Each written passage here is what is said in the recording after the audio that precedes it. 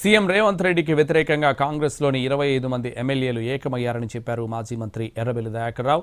చిలక జోష్యం చెప్పొద్దని పార్టీ ఎమ్మెల్యేలంతా ఒక్కటిగానే ఉన్నామని కౌంటర్ ఇచ్చారు కాంగ్రెస్ నేత ఆది శ్రీనివాస్.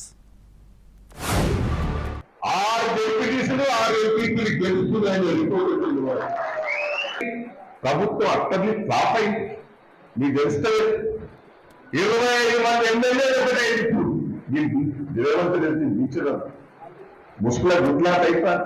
ఇప్పుడు ఏమనుకుంటారు, కేసీఆర్ కోరుకుని తప్పు చేసిన అంట కదా, 100 సీట్లు చేస్తాం. మనం ఇప్పుడు ఎన్నికలు వస్తే 100 సీట్లు చేస్తాం. 100 సీట్లు చిలక జోస్యం లాగా చెప్పేటువంటి మాటలు ఏమాత్రం సబబు కాదు. మీ అందరం ఐక్యంగా ఉన్నాం, సమైక్యంగా ఉన్నాం. మా ఎమ్మెల్యేలు అందరం కూడా ప్రజాపాలన అందిస్తూ ముందుకు పోతుంటే చూస్తూ ఓర్వలేక మా ప్రభుత్వం ఇచ్చిన 3 రోజుల నుంచే ఈ ప్రభుత్వం పడిపోతుందని చెప్పని 13 మాసాలైపోయినా పడిపోలేదు చెప్పినటువంటి ఇది కుట్రలతోటి బాధతోటి మాట్లాడేటువంటి మాటలే మీ మాటలు తప్ప మా పార్టీలో అందరం కంఫర్ట్ గా ఉన్నాం.